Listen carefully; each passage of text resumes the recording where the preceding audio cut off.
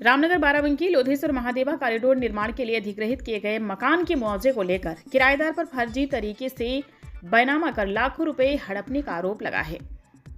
पीड़ित मकान मालिक ने एसडीएम को शिकायती पत्र देकर न्याय की गुहार लगाई है। मामले में तहसील प्रशासन की भूमिका पर भी सवाल उठ रहे हैं।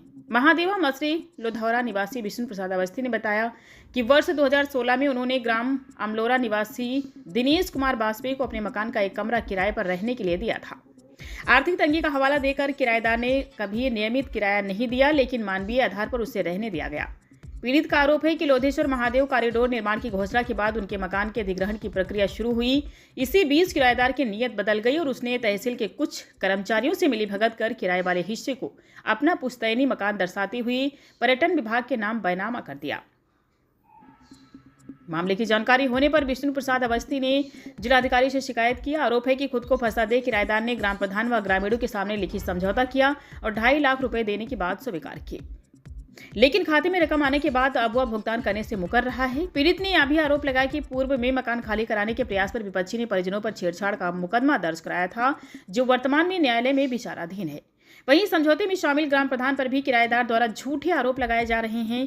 ग्रामीणों का कहना है कि संबंधित मकान विष्णु प्रसाद अवस्थी का है और उनके साथ अन्याय हो रहा है। पीड़ित अब न्याय के लिए अधिकारियों के चक्कर काटने को मजबूर है। तहसीलदार विपुल कुमार सिंह ने बताया कि मामले की जानकारी मिली है। समझौते के अनुसार पीड़ित को पैसा दिलाने की कार्रवाई कराई जाएगी। हमारा नाम सुनील कुमार। कहाँ के रहने वाले? महादेवा के। अच्छा, क्या मामला है?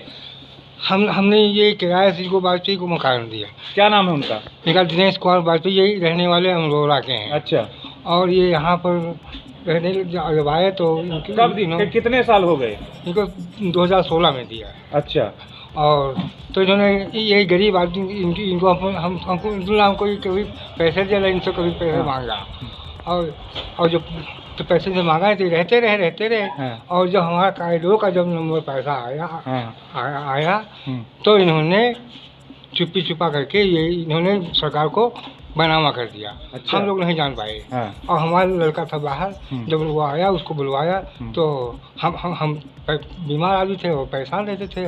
हम अपाहिज भी है और हम आँखों से भी अंधे हैं और हर तरीके से पैसा। तो फिर क्या हुआ उसके बाद? तो जब वो जो पैसा जब आया तो इसने हम जब जाना तो वहाँ पर हम डीएम साहब के यहाँ पहुँचे।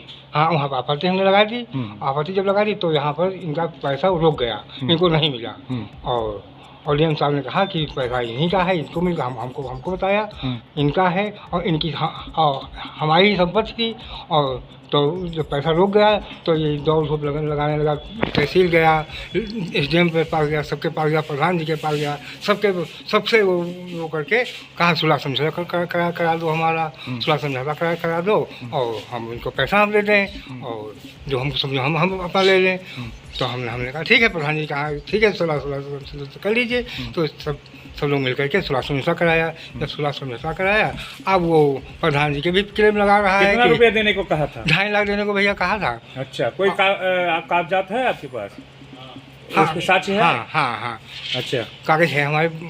अच्छा, ठीक। और ये अब ये बेईमानी करता है। अब वो प्रधान जी को भी अब ऐसा लगा रहा है कि 2.5 लाख रुपए ये हमसे मांगते, वो बेचारे कुछ भी नहीं मांगते हैं। वो बेचारे उनको बिलावजे उनको वो प्रूफ लगाया जाता है। हमारे साथ कहीं एप्लीकेशन दी है इस विषय में?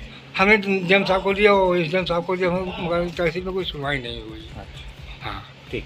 वहाँ कोई